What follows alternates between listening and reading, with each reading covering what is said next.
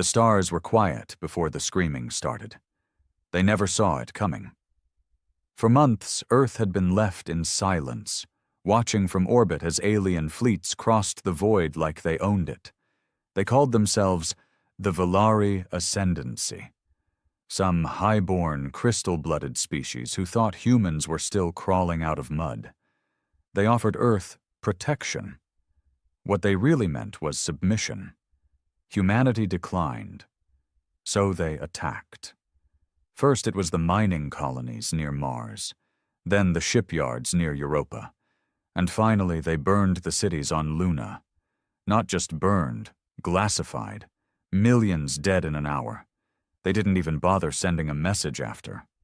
Just silence. The kind of silence that stinks of smugness. What they didn't know was this. Earth hadn't been sleeping. We'd been building, preparing, not for peace, but for war. And now, it was time to answer. Commander Roran, and yeah, he hated titles, stood on the bridge of the UNS Vindicator, staring at the tactical map. Hundreds of green blips hovered around his fleet, each one a warship designed in total secrecy. Stealth coatings, pulse disruptors, armor forged in Jupiter's gravity wells, every ship crewed by men and women who had nothing left to lose. "This is it," he muttered, jaw tight. "Final burn in 30 seconds. The rest of the fleet echoed his move. He could feel it, even without looking. The tension, the rage, the pure human refusal to die quietly. The Volari had sent a message. Now it was Earth's turn. "Target?" his second-in-command asked. Roran's voice was steel. "Volari Forward Command. Asteroid Belt Sector C9. Full obliteration. No warnings. No mercy." The comms officer blinked. "Sir, civilians?" They didn't ask that when they bombed New Shanghai. "Fire the damn engines." The order went through, and the fleet lit up like a comet storm. Thousands of years of human warfare, pain, betrayal, strategy, vengeance, all boiled down into the moment the battle fleet breached the war zone. They dropped out of FTL in the middle of Volari space. What was supposed to be a safe sector, guarded by minimal defense. Probably because the Volari thought humans were afraid. The first seconds were chaos. To them. To Earth? It was execution. Vindicator's main cannon punched straight through the Volari command tower, a weaponized asteroid station, and vaporized its entire upper decks. Plasma torpedoes flew from the flanks, targeting the hangars. Drones deployed in silent waves, slashing through comms arrays and life support modules. Within 4 minutes, the Volari fleet was reduced to debris and fire. Some tried to run. They didn't get far. Roran stood still as the lights flickered from the strain. The bridge shook, but he didn't flinch. He was too busy watching the kill feed. "This isn't a counterattack," he said coldly. "This is a message." No response from the Volari. Not yet. But they would hear it loud and clear. Earth wasn't the frightened, backward little planet they thought it was. They kicked a dog and expected it to roll over. Instead, it bit their throat out. After the battle, the silence came back. But it wasn't the same. It was heavier. Bloodier. The stars weren't peaceful anymore. They were watching. And Earth had just shouted something into the dark that couldn't be taken back. "We are not prey. We are the goddamn predators now." The aftermath of the strike hung heavy across the bridge of the UNS Vindicator. Outside the viewport, the shattered husks of Volari warships drifted like dying stars, their polished exteriors cracked open, venting blue plasma and frozen bodies into the abyss. The silence was deceptive. It looked peaceful. But anyone who understood war, real war, knew what followed wasn't peace.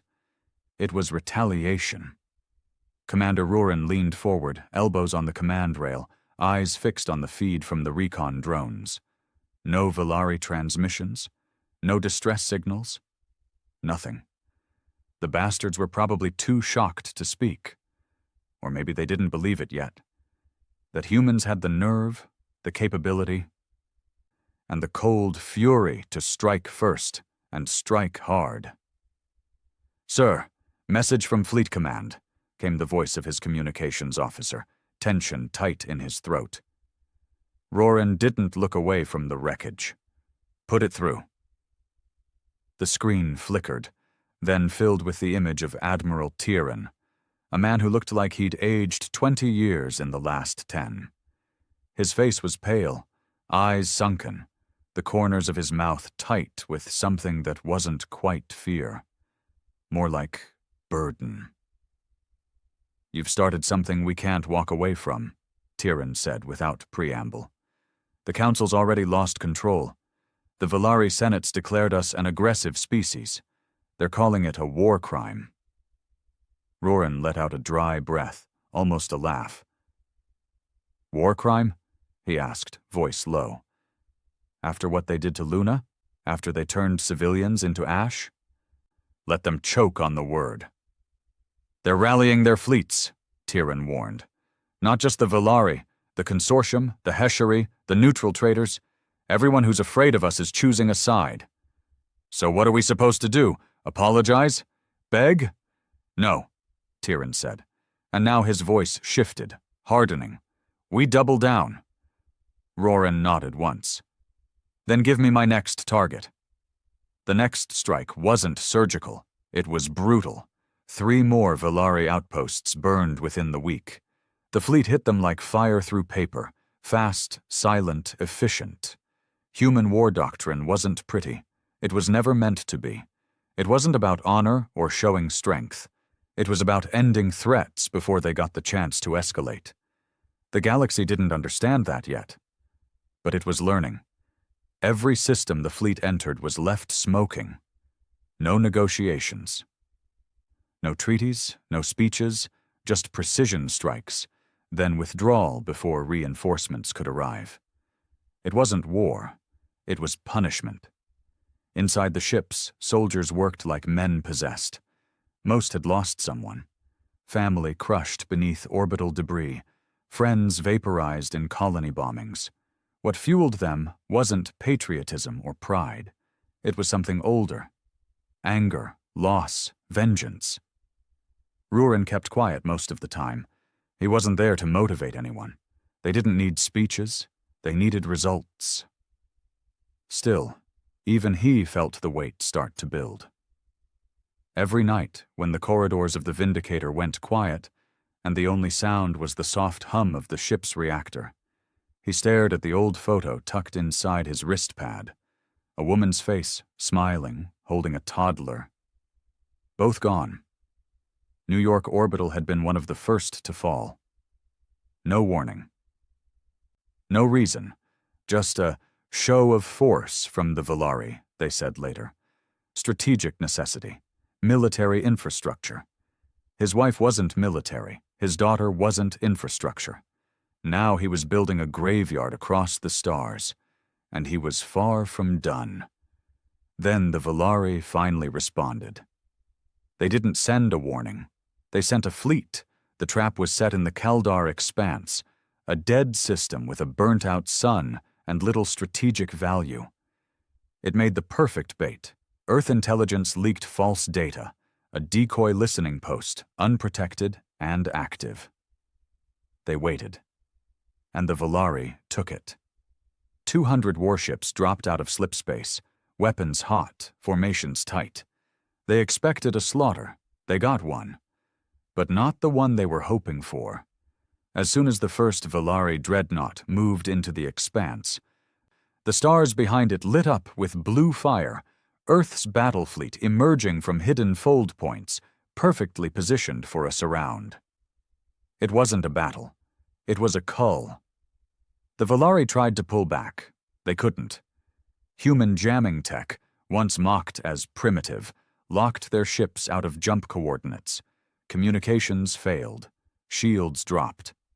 Then came the kinetic bombardments. tungsten rods fired at near light speeds, smashing ships like tin cans.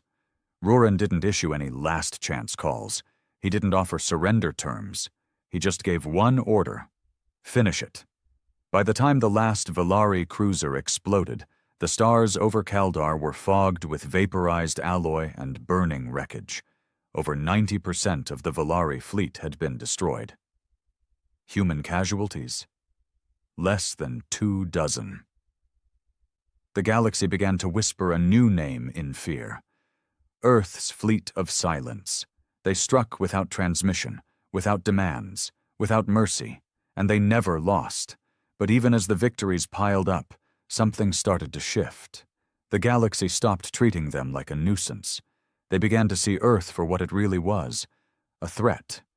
Not because of the weapons, but because of the will.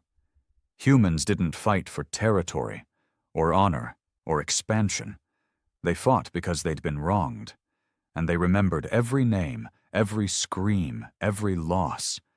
Now, even neutral systems began locking their gates. Ports that once welcomed human traders now flashed red with automated defenses. Treaties crumbled, alliances shifted. Earth was becoming a pariah. And Roran? He didn't care. "Let them tremble," he muttered during the debrief with Tyrion. "They stood by when we burned. Let them watch when we rise." But the Admiral wasn't smiling anymore. "There's intel that worries me," Tyrion said, eyes grim. "The Valari aren't taking more chances. They've activated their Black Shield division." Roran's face darkened. "Thought that was a myth." "It's not," Tyrion replied. "They're bringing in a command species, something ancient, something we've never seen in combat." "Then we kill that too." Tyrion leaned forward, voice low. "You don't get it, Roran. These aren't bureaucrats in armor. This is their extinction-level counterstrike. They don't want negotiations.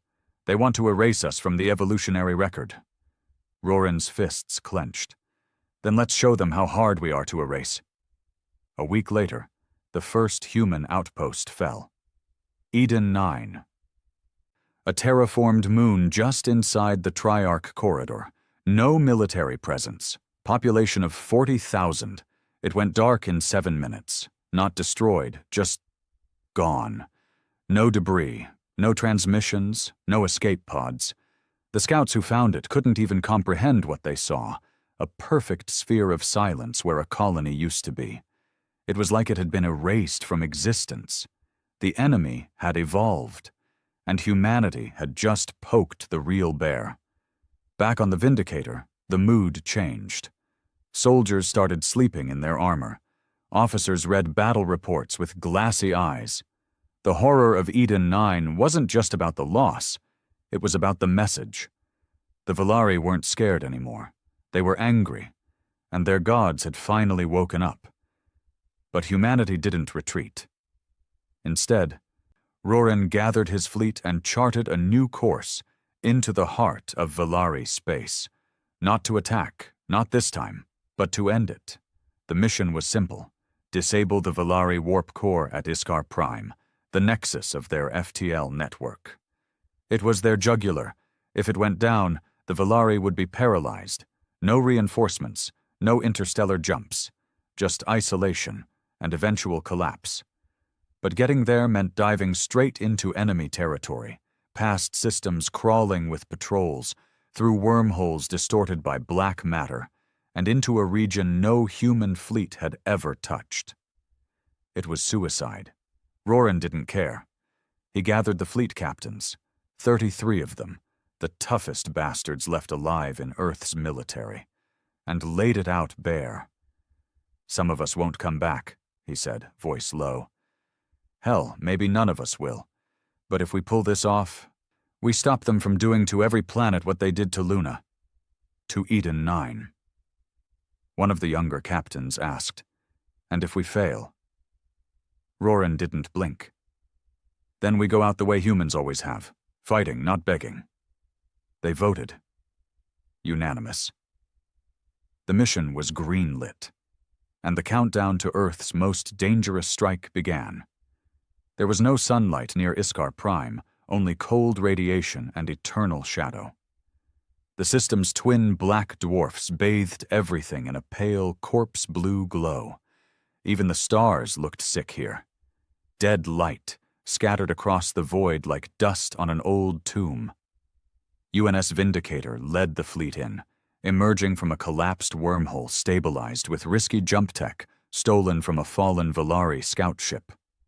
The fleet's sensors pinged the area constantly. But visibility was limited. Strange energy distortions made half the readouts flicker or fail. Even the AI systems couldn't make full sense of the space. Commander Rurin stood at the center of the bridge, flanked by his key officers, his jaw tight as steel. The journey through hostile space had cost them 3 ships. 2 destroyed in ambushes, 1 self-scuttled to draw off a Valari interceptor swarm. They hadn't stopped. Couldn't. This was the final knife. "Status?" Rurin asked, not taking his eyes off the slowly rotating mass ahead of them. "Visual confirmation on Iskar core, 50,000 kilometers out," said his second. "It's larger than expected." "Show me." The tactical map lit up, and every man on that bridge felt it. Iskar core wasn't just a station. It was a living fortress. The core structure looked like a twisted cage of black bone and metal, slowly pulsing with violet energy. It hung in space like a suspended organ, its shape asymmetrical and unnatural, built by minds that didn't care for symmetry or human logic. Dozens of Valari dreadnoughts orbited it like obedient insects, each one bristling with weapons Earth had never seen. "This place wasn't built for defense," Rurin muttered. "It was built to terrify." And it was working. One of the newer officers, a lieutenant barely old enough to shave, whispered too loud, "Sir, what if we don't make it back?" Rurin turned, eyes hard. "Then we make damn sure they remember who did this." He opened a fleet-wide comm channel. "All ships, listen up. This is the heart of their empire. This is where they think they're untouchable. We're about to teach them otherwise. No negotiations, no half measures. We strike, we plant the virus, and we break their spine. If you've got prayers, say them now. If you've got grudges, sharpen them, because this is it." He paused, let it sink in, then added, "Make them afraid of the dark." Then the fleet moved. The first wave hit the outer picket. Valari ships responded with a precision that no one had seen in previous engagements. There was no panic, no delay, as if they'd been waiting, as if they wanted the humans to come here. That didn't matter. The Vindicator led with a plasma barrage that melted the nearest frigate in seconds. Behind it, Earth's destroyers unleashed hell. Railguns, shock torpedoes, and magnetic cluster bombs filled space with fire and shrapnel. But the Valari didn't just fight back. They adapted. Their hulls began morphing mid-battle, forming new weapon nodes and reactive armor like living things. Lasers cut through human shielding like paper. One Earth ship vanished in a flash of green light. No explosion. Just gone. "Adaptive tech," the science officer said, voice tight. "Organic integration. They're not just controlling their ships. They're merged with them." "Keep firing," Rurin growled. "Burn them down to atoms." He knew what was happening. The Valari had been holding back until now, playing with humanity, testing them. Now they were fighting for real. Inside the Vindicator, alarms screamed. Hull breaches in sectors 12 through 15, fires breaking out, cryopods vaporized in a weapons cache rupture. Men screamed over the internal comms, begging for medics, for air, for help. Some died still strapped to their harnesses, choking on smoke. But the ship pressed forward. Through the chaos, the boarding team prepped. At the heart of this mission was a single plan. Breach Iskar Core's command deck. plant the Cinder Protocol, a quantum virus designed to trigger a chain reaction collapse of the warp grid. No warp, no fleet movement, no reinforcements. The Valari would be cut off from their empire. But to plant it, someone had to get inside. Roran didn't delegate. He suited up. The dropship bay roared with engines and tension. 30 men, all hardened veterans, scarred, tired, burning with the same vengeance that carried them this far. Roran's voice cut through the roar. Anyone not ready to die today can stay on the ship. Not one man moved. They launched. The surface of Iskar core was wrong. The walls looked like they pulsed, breathing. Organic veins wrapped around metal scaffolding. The landing zone wasn't a dock. It was a mouth opening as the drop shuttle approached. Every nerve in every soldier screamed that this wasn't a place humans belonged. Inside, it got worse. The corridors were curved, soft, wet in places. The lighting was a sickly red, flickering like dying heartbeats. Every footstep echoed too long. The deeper they went, the more they saw things that didn't make sense. Weapons grown into walls, Valari corpses suspended in tanks, their faces stretched in silent screams. They experimented on themselves, one Marine muttered. They fused themselves to their tech. No, Roran said. They sacrificed themselves to it. They reached the central control chamber. And that's where they found it. Not a commander, not a soldier, but a creature, bigger than a tank. Suspended in a vat of luminous fluid. It was part Valari, part machine, part something else entirely. Multiple limbs, eyes along its spine, and a spine that looked disturbingly human in shape. It opened its mouth and spoke.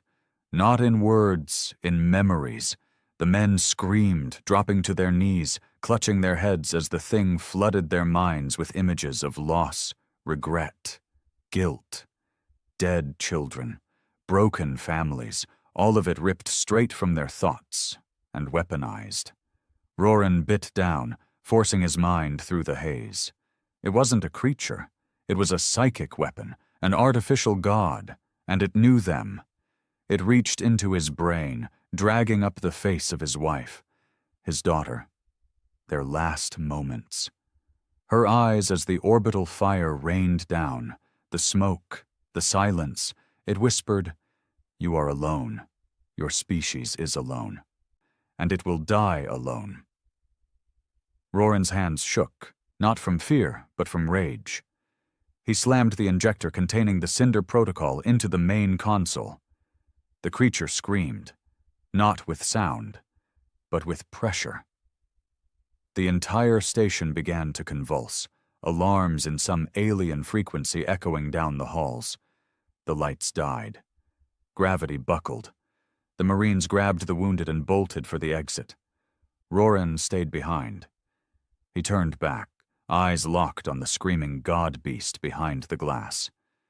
"You invaded the wrong species," he said. "You should have checked history." He raised his pulse rifle and emptied the entire clip into the console for good measure. Then he ran. The station was collapsing. Literally. The walls cracked, reality warping as the core's warp grid destabilized. Space-time bent. Physics started to forget how to behave. Some Marines screamed as they fell through floors that weren't there anymore. Others were pulled into walls that weren't solid. The drop shuttle had to lift off before half the team was even aboard. Roran barely made it, thrown in by one of his men as the hatch sealed. The ship blasted out of the collapsing station just as the warp core ruptured, releasing a wave of quantum energy that didn't explode. It erased.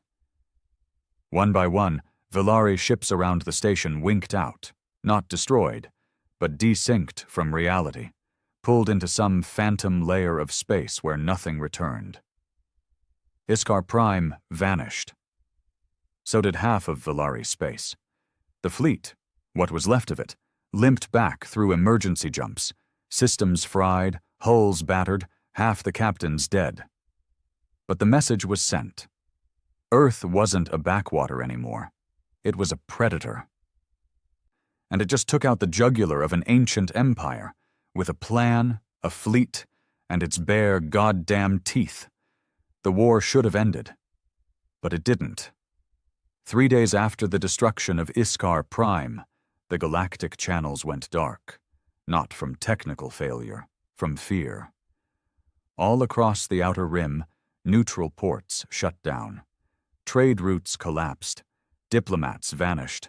Species who had once watched the war from the sidelines now chose silence over diplomacy. Earth had pulled off the impossible. They'd severed the spine of an empire. But instead of bringing peace, it lit the galaxy on fire. Because in the absence of the Valari, a new question echoed across the stars. What happens when humanity becomes the new threat? Commander Roran sat in silence aboard the UNS Vindicator, the low hum of life support whispering through the scarred halls. The ship was still limping, patched with salvage, missing entire decks, and carrying fewer crew than when it had launched. Too many men were dead. The mission had succeeded. But the cost was carved into every face on that ship. They'd brought down a monster. But in doing so, they'd become something else, something colder, sharper, a blade with no scabbard. The fleet drifted near Earth's outer orbit, waiting for clearance to return. But clearance didn't come. Instead, they got orders to hold position, no explanation, no welcome, just static. The call from Fleet Command finally came 14 hours later. Not a conference, not a debrief, a direct order. Roran was to report alone. The shuttle ride down was silent, escorted by 2 automated sentries, no human pilots. That was the first red flag. The second was when he landed not at the Central Military Dome in Geneva, but in a hidden base dug into the Greenland ice. He was met by a man who didn't give his name. Civilian clothes, mirrored glasses, an earpiece buzzing with encrypted feeds. "This way," the man said. "Who are you?" Roran asked. "I'm someone who thinks you've done enough damage for 1,000 lifetimes." They walked in silence through white corridors that smelled like bleach and fear. Then a door hissed open, revealing a room that looked more like a tribunal chamber than a command center. Inside were 6 people, fleet brass, civilian leaders, AI liaison reps.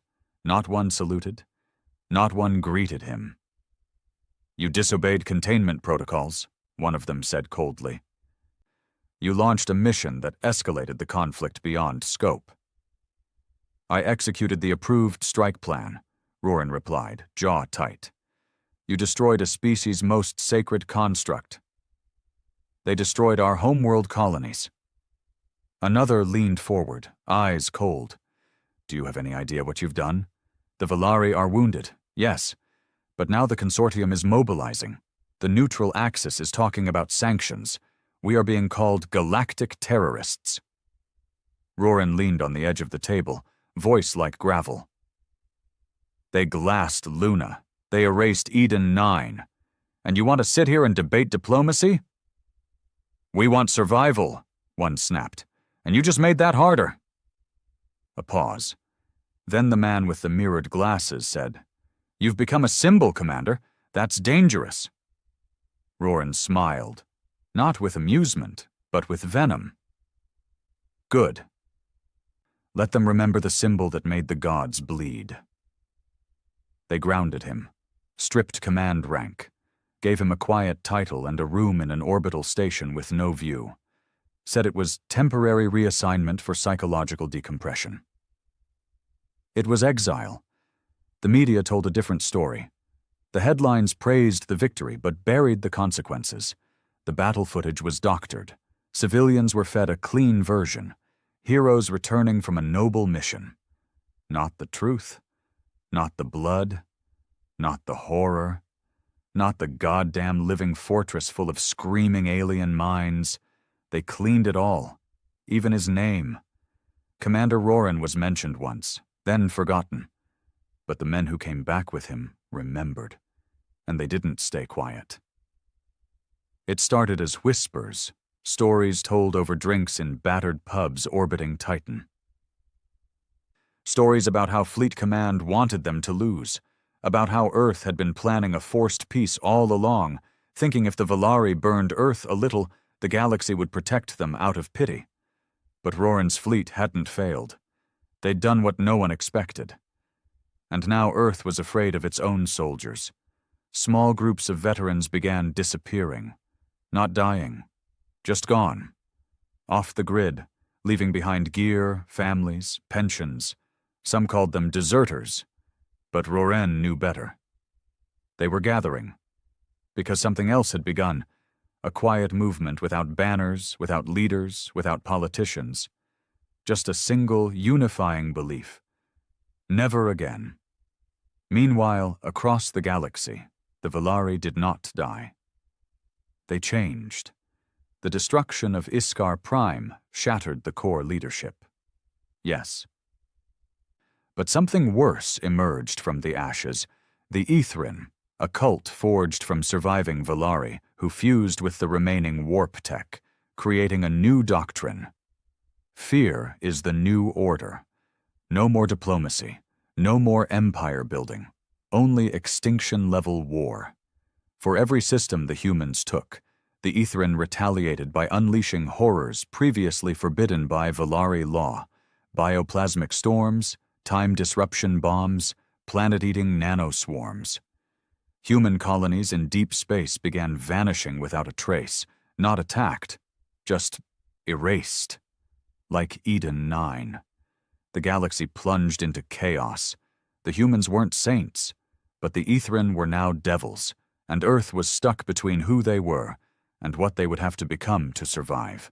Roran's exile ended the day his door hissed open and a familiar face stepped in.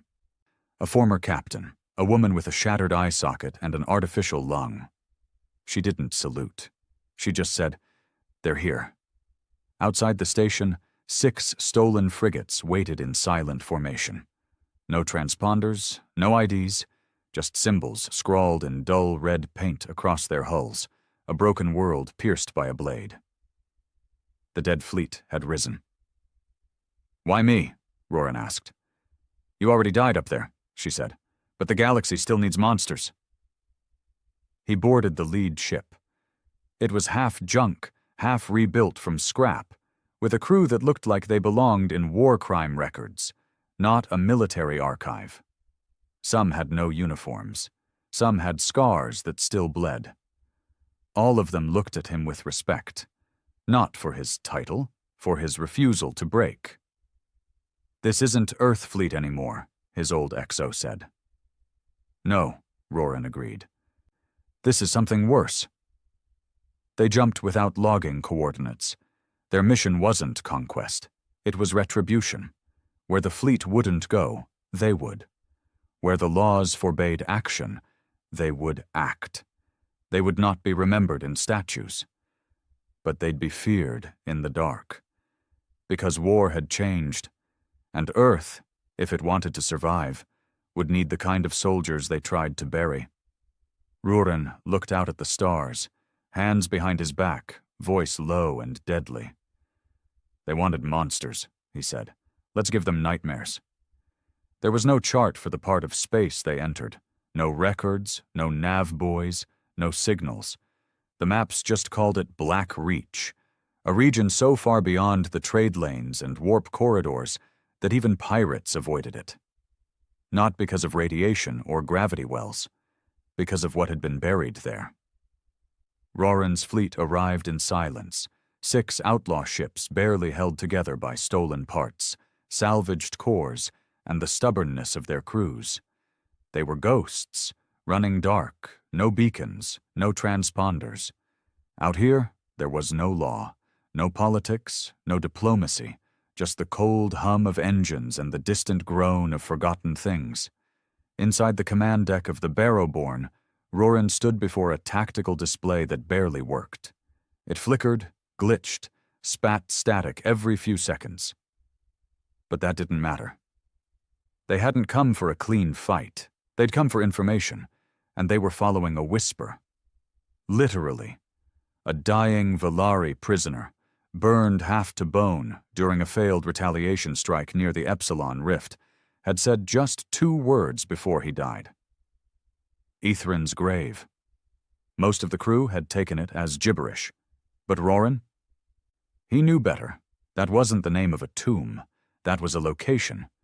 And if the Ethrin, the reborn Valari cult, had a grave, then whatever was buried there was either something they feared, or something they were trying to wake up. The fleet passed through 3 dead systems. The first was a husk, a binary sun system with shattered moons and frozen oceans. No signs of life, no movement, just planetary scars that looked like they were carved by tools the size of cities. The second system was worse. There were signs of terraforming, half-finished cities made of bone-like metal, vines of copper threading through stone. A Valari colony, probably abandoned after the fall of Iskar Prime. Except it hadn't been abandoned. It had been emptied. Everything organic, gone. Even the soil had no microbial life. It was as if something had sucked the biological memory out of the planet. The fleet scanned it, marked it, and moved on. Then they reached the third system. And things changed. From the moment they entered Varnix Theta, the space around them felt wrong. Not broken, not hostile, just off. Like the laws of reality were being rewritten in slow motion. The stars flickered at inconsistent intervals. Colors bled out of visible spectrum. Distances twisted. Ships that were 3 kilometers apart on sensors looked side by side through the viewport. Artificial intelligence began whispering nonsensical strings of numbers. One of the junior engineers had to be restrained after tearing off her own neural jack and screaming that something had seen through her memories. Still, they pushed forward, because there it was, a signal. Buried deep within the static, hidden under radiation clouds and false readings, a pulse, rhythmic, ancient, unmistakably Velari in origin, but twisted, not a beacon, a heartbeat. Roran clenched his jaw. They were close. They found it orbiting a dead star. No planets, just an asteroid field filled with ice and broken metal, and at its center, Ethrin's grave. It wasn't a base, it was a mass, black, jagged, growing in slow motion, feeding off the husks of old warships. It looked like a tumor carved from obsidian, with flickers of green lightning arcing across its ridges. Even the AI refused to scan it. Every attempt to get a read on its shape, structure, or material composition resulted in corrupted data, seizures in neural-linked crew, or full system reboots. But there were entrances. 3 of them. Each the size of a dreadnought's hangar bay. Roran looked at the feed and knew, instantly, whatever the Valari feared, this was where it lived. He didn't hesitate. 5 drop teams, 10 soldiers each, neural dampeners, non-reflective armor, auto-sealing suits, EMP rounds, and backup injectors in case something tried to get into their heads. The mission wasn't conquest, it was discovery. But every man that boarded the shuttle knew the odds. They weren't coming back. They didn't care. They'd already died the day Earth buried them. Inside the structure there was no gravity, not because the place lacked it, but because it had its own set of physical rules. The moment the soldiers crossed the threshold, orientation stopped meaning anything. Up became sideways. Light refused to obey shadows. And time felt thick.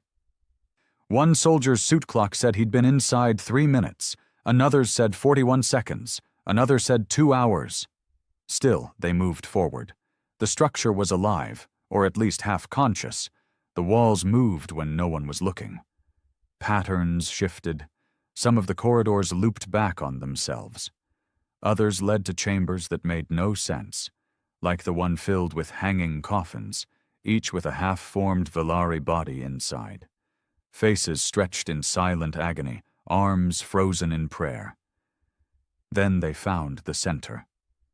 a massive cathedral-shaped chamber, larger than a stadium, with a pulsing crystalline core floating above an altar made of spine-like rods. The core was wrapped in tendrils of dark energy, visibly holding it back. Whatever was inside that core was not meant to wake up. But it was stirring. One of the soldiers stepped forward, trying to scan the energy. He collapsed. Blood poured from his eyes, nose, and ears. Before he died, he whispered something none of them expected. "It's human." That's when the truth hit. This wasn't a Valari weapon. It wasn't alien. It was us. Or something that had once been human, some long-forgotten experiment the Valari had stolen or discovered or unleashed.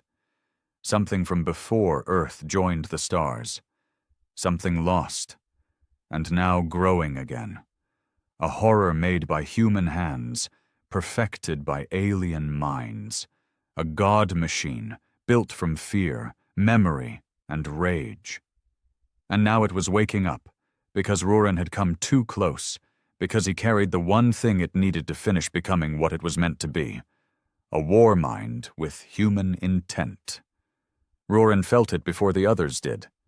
A hum in his teeth, a burning behind his eyes.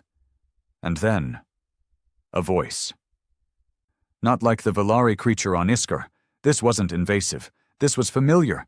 It sounded like his daughter, like the last message she'd sent from Luna, just days before the bombs fell. "Daddy, I'm scared." It tore something inside him. He dropped to one knee, heart pounding, rage boiling up again, but not wild this time, controlled, focused. This thing, this weapon, it was feeding off the part of him that refused to die. The will, the anger, the need to make everything that destroyed Earth burn. And it wanted out. It wasn't a prison, it was a cradle. Rurin could release it, could finish what the Valari started, could unleash something so powerful, so tailored to human vengeance, that the entire galaxy would bend the knee or cease to exist. He stood slowly. Every man around him waited, frozen, watching. He placed his hand on the console, and then he made his choice. He cut the power, not the containment, the entire chamber. He detonated the core's feed nodes, burned through his neural link, and activated a failsafe that sent feedback through every inch of the structure. The god machine screamed, and then it slept. Not dead, just delayed. The chamber began collapsing. The teams retreated, leaving behind bodies, blood, and secrets that shouldn't exist. They barely made it back to the fleet. Back aboard the Barrowborn, the surviving crew watched as Etherin's grave folded in on itself, consumed by its own failed awakening. A shockwave of warped gravity expanded in silence, and then it was gone. Erased. But Rurin knew it wasn't over. He sat alone in his quarters, staring out into the black, haunted by the voice. His daughter's voice. Not her real one, just a copy, an echo. He'd stopped it. But for how long? Because something else had happened in that chamber, something no one else knew. In the split second before the god machine lost power, it had recognized him, and it had said one word, not in Valari, not in code, but in his own voice. It had said, "Soon." The news of Etherin's grave never reached the public, not through the networks, not through military briefings.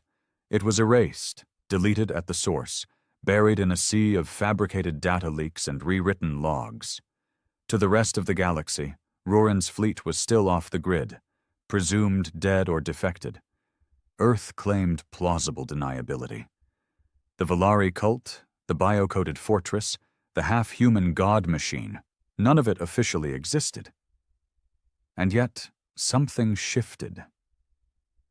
In the weeks following Rurin's disappearance into Varnix Theta, reports began surfacing of Ethrin sleeper cells launching coordinated strikes across outer human colonies. They didn't come in fleets. They didn't announce themselves. They appeared, through warped portals, through dimensional rifts, through twisted Velari constructs turned into short-range fold gates. It wasn't war, it was surgical terrorism. Whole colonies blinked out in seconds, and the name whispered before each vanishing was always the same. Barrowborn. Earth's high command quickly blamed Ruren. Privately, they panicked, because the Barrowborn wasn't behind the attacks. It had gone dark since the destruction of Ethrin's grave. No signals, no trace, just gone. And that terrified them more than the attacks themselves, because it meant Ruren was off the leash.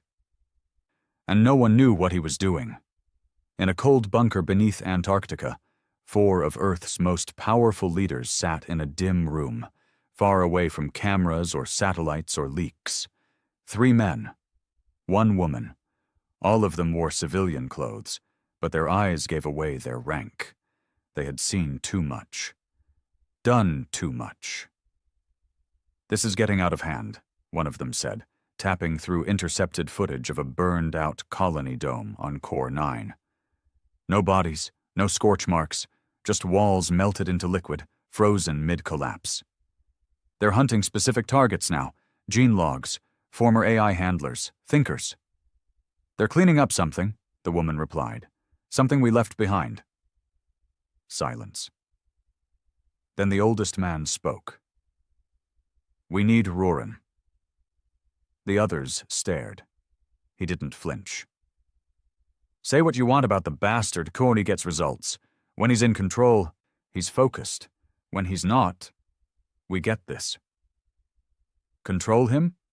He's a ghost," the younger one snapped. "He took a war criminal crew and vanished into deep space. For all we know, he's building an empire." The old man shook his head slowly. "No, he's not building anything. He's digging."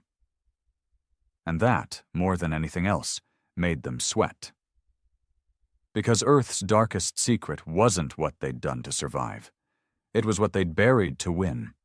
Thousands of light years away, deep in outlaw space, the Barrowborn floated dead silent among the remains of a forgotten battlefield. Around it, shattered alien ships drifted in slow, eternal orbit, rusted hulls of long-dead species that never made it into the galactic record. Inside the ship, everything was quiet. But no one was idle. Ruren sat in his command chamber, helmet off, eyes hollow. A datapad flickering with old records. He'd been searching for weeks, not planets, not enemies, but himself. Ever since the voice at Ethrin's grave called his name, something had cracked. Not broken, just shifted. He felt it in the way his dreams played on loop, in the way the gravity on his ship felt slightly wrong, like the walls remembered another configuration, and in the back of his mind, something was always humming. Low, persistent, familiar. It wasn't a voice, it was a signal. That night, it changed. He was alone, reviewing failed scans from the Core 9 incident when the signal spiked. Not on comms, not in the ship's systems, in his own head. His eyes snapped open. The lights in the chamber dimmed, not from power failure, but from intentional dimming, as if the ship itself had been waiting. Then the feed changed. A single line of text appeared across his pad. "You should have let me wake." Ruren didn't move. He didn't panic. He just whispered, "You're not ready." Another line. "And neither are they." He stared at the screen. Then, slowly, he began typing. No commands, no threats, just a question. "Why do I hear you?" The answer came instantly. "Because you were the template." He didn't sleep after that, didn't speak to the crew, didn't eat for 2 days. When he finally called a briefing, his officers expected a new strike plan. What they got was something else. Ruren stood at the head of the table, expression unreadable. "We were wrong," he said. "About the war, about the Velari, about all of it." He keyed a holofile. It showed an image, grainy, old, marked classified black. A human test subject. from Project Lament. A failed Earth experiment to design pre-FTL synthetic minds based on trauma, built not to feel, but to remember pain permanently, to learn from it, to grow from it, to never forget betrayal. The project was shut down after 3 test runs. All subjects went insane. Except one. "He didn't die," Roran said quietly. "He was taken. The Valari found him, used him, built Ethran's grave around him, and now he's trying to finish what we started." One of the officers asked, "Who was he?" Roran stared, then said, "My brother."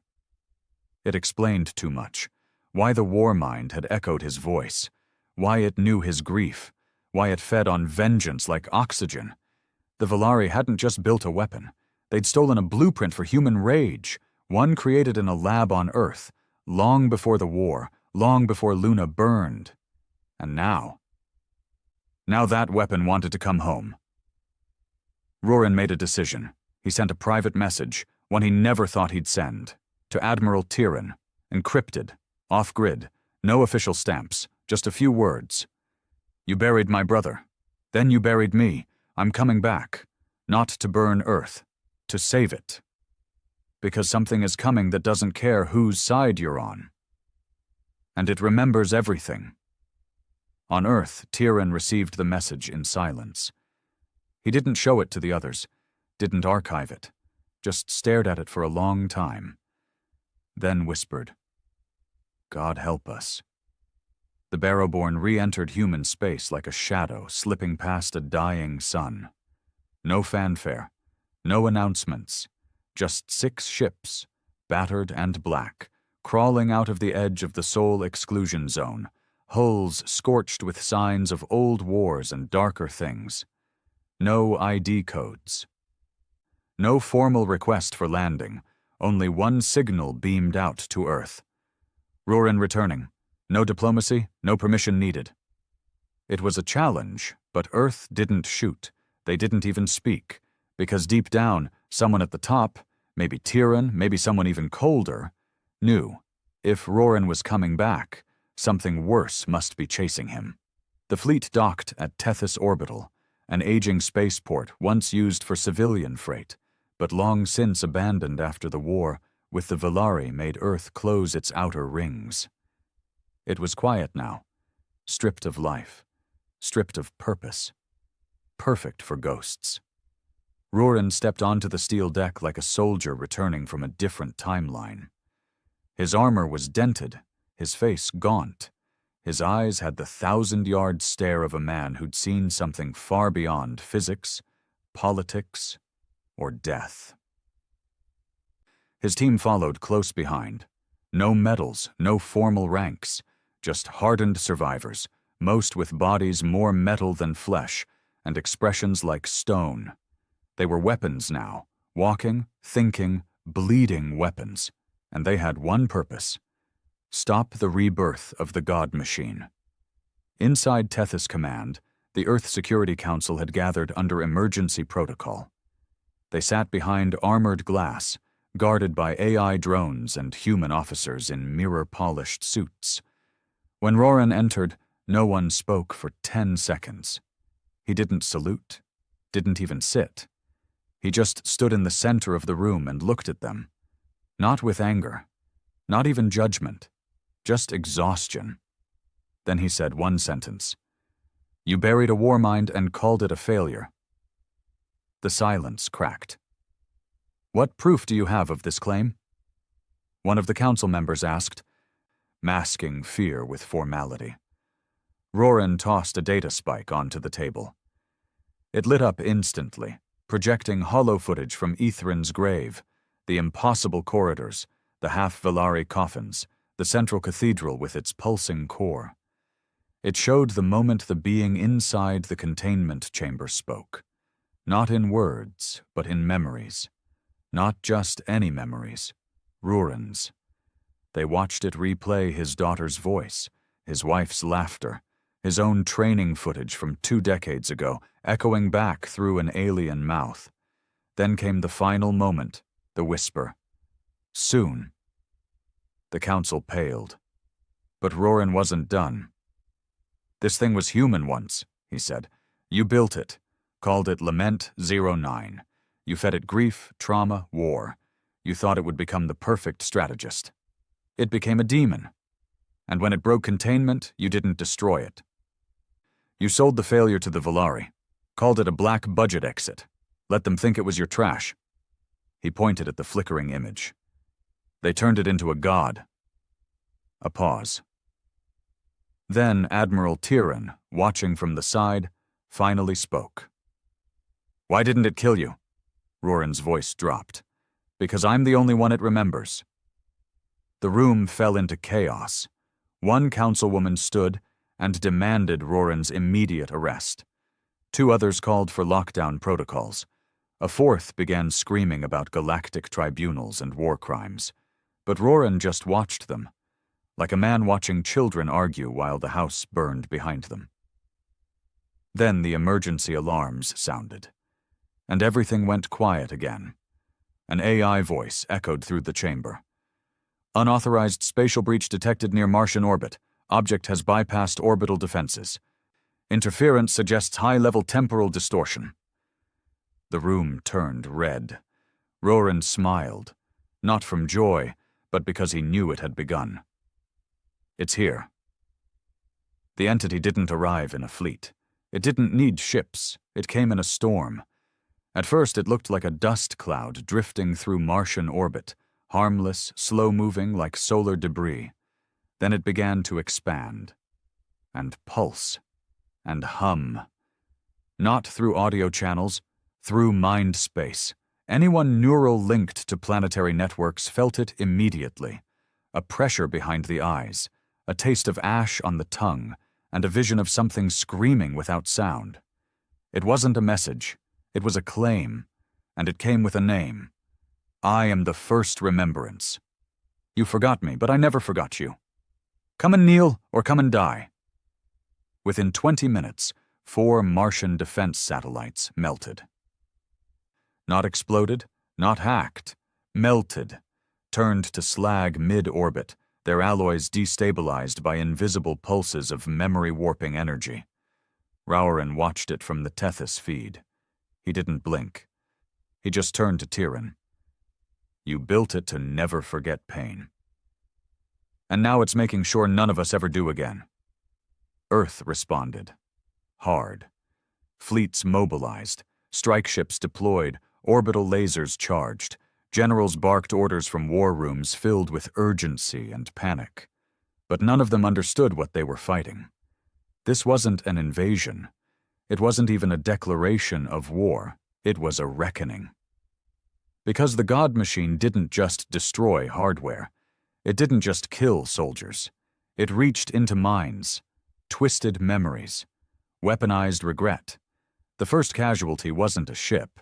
It was a captain of the UES Shatterwake, who turned his gun on himself after the machine showed him every civilian death he'd ever authorized, on loop, in perfect detail, for 12 straight seconds. Dozens followed.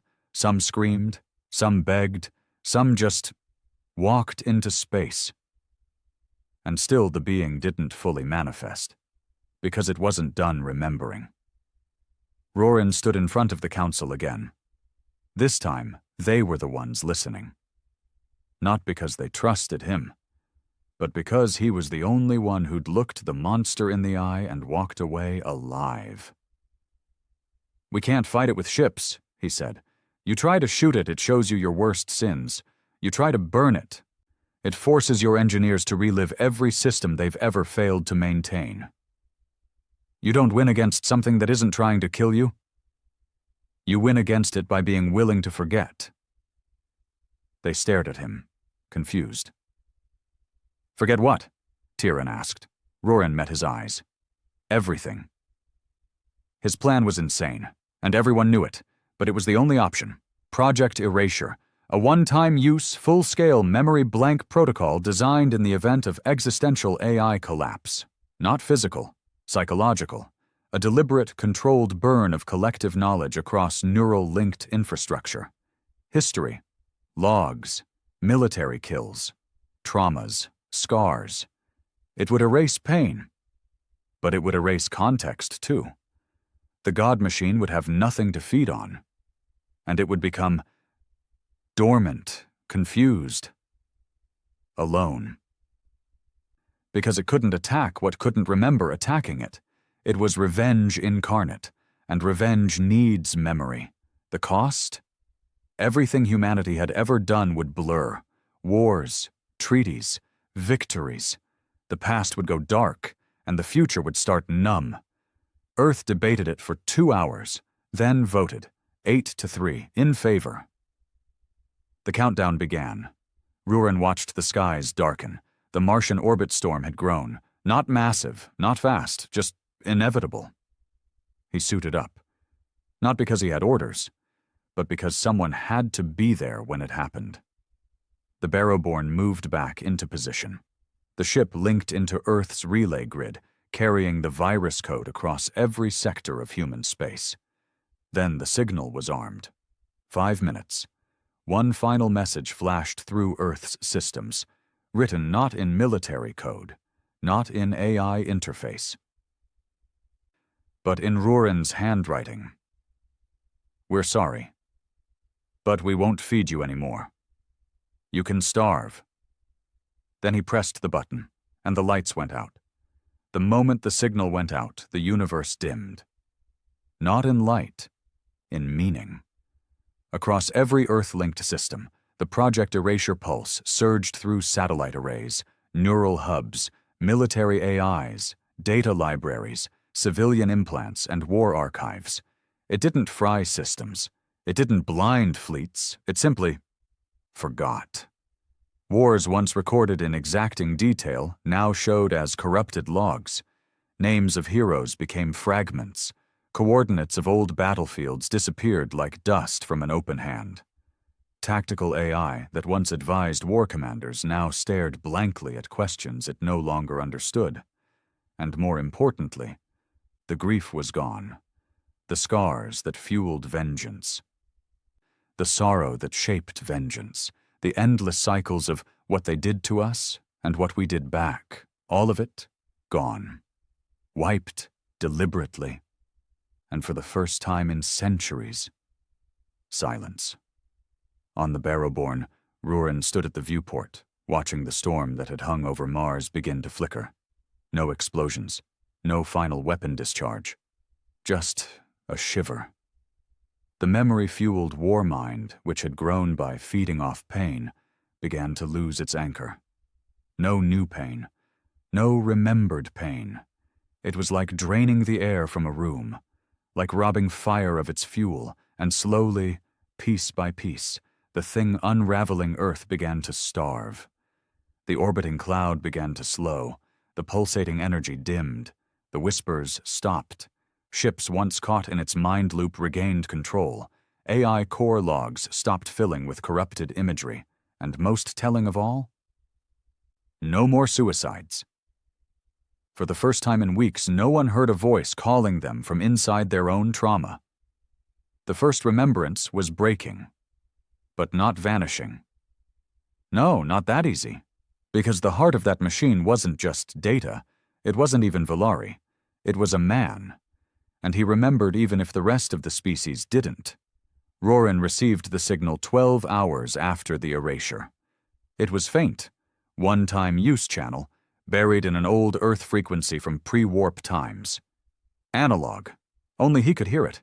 It came as a voice, not monstrous, not angry, not even alien, just a tired man. They don't know anymore, brother. But I do. And I'm waiting. Coordinates followed. Deep space. No warp lanes, no backdoor entries. A single rock. Not even large enough to be classified as a moon. It had a name once. Hades 03. An early black site from the first days of Earth's AI experimentation, decommissioned, forgotten, which made it the perfect place for something that should never have existed. Rurin didn't tell the crew where he was going. He left a final message with the XO, encrypted, unlocked only if he didn't return. He took a single ship, A stealth scout retrofitted with isolation shielding and no AI core, pure manual controls, no network, no echoes. He flew alone. He landed alone. And when he stepped onto the cold, crater-split surface of Hades Aero 3, he knew this was the end. Not of the war, not of the enemy, but of himself. The door to the facility was still sealed. The codes still worked. His handprint was accepted, though he hadn't used it in decades. The elevator descended deeper than any surface scans suggested. Walls were covered in failed warnings, blinking lights, and incomplete log entries corrupted beyond repair. At the bottom, a corridor. And at the end of the corridor, him. He looked the same. No armor, no machinery, just a man sitting in a chair, skin pale, hair white, eyes flickering with soft green light, Valari neural threads woven into human synapse. Roran stopped. No weapon, no speech, just silence. The man smiled weakly. "Do you remember me?" Roran nodded. "I never forgot." "Shame," the man said. "You would have slept better." Roran approached slowly, every step echoing like a gunshot in the dead facility. "You're the first remembrance," he said. His brother, once named Elian, shook his head. "No, that was the name they gave me. That was the title I earned. But I was Lament first. You know that. You helped make me." And that was the truth no one else knew. Before the war, before the Valari, before the trauma systems and AI colonies and mind-linked soldier units, there was Project Lament. And Roran hadn't just been a soldier. He'd been a handler, the one who helped calibrate Lament in 09, who watched his own brother fall into madness, then handed him over to a program that promised to fix him through trauma reinforcement. "I thought they'd help you," Roran whispered. Elian smiled sadly. "They did, just not in the way you imagined." A long pause. "You killed it," Elian said. "The war mind, the thing I became." "I starved it," Roran corrected. "It's still there." Elian nodded slowly. "Yeah, I can feel the emptiness. It's like forgetting why you're angry, but still needing to punch something." Roran stepped forward. "I came to end it." Elian stood. No threats, no anger, just acceptance. "I know." They fought, not with fists, not with weapons, with memories. The old facility had a neural echo chamber, built for deep-linking minds in synchronized trauma exploration, a place where handlers and subjects could share emotion, loss, guilt, and try to rebuild a human psyche. Instead, it became their arena. Roran stepped in first.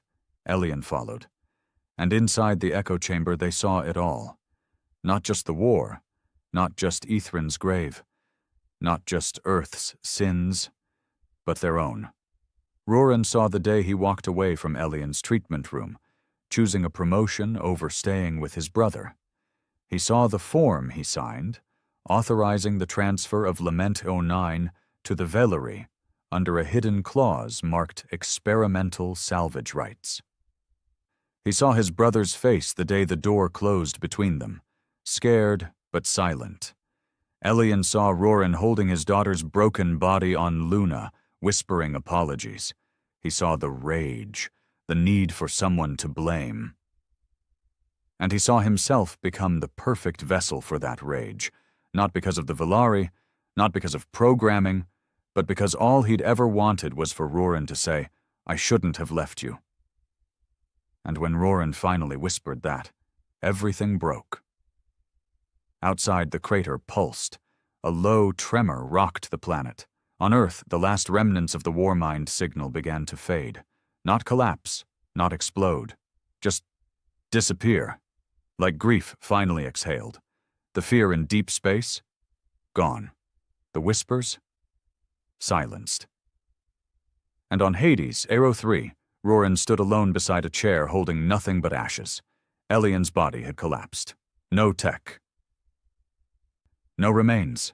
Just silence.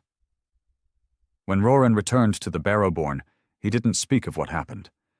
He handed the XO the final encrypted message and said, "Burn it." They asked what they were now. If the war was over. If they were still soldiers. Roran looked out at the stars, emptier than ever, and said only, "We're the memory they tried to forget. So we'll be the ones who remember it right." Then the Barrowborn turned toward the edge of known space, not to conquer, not to avenge, but to guard, because Earth had chosen to forget. But someone still had to watch the dark.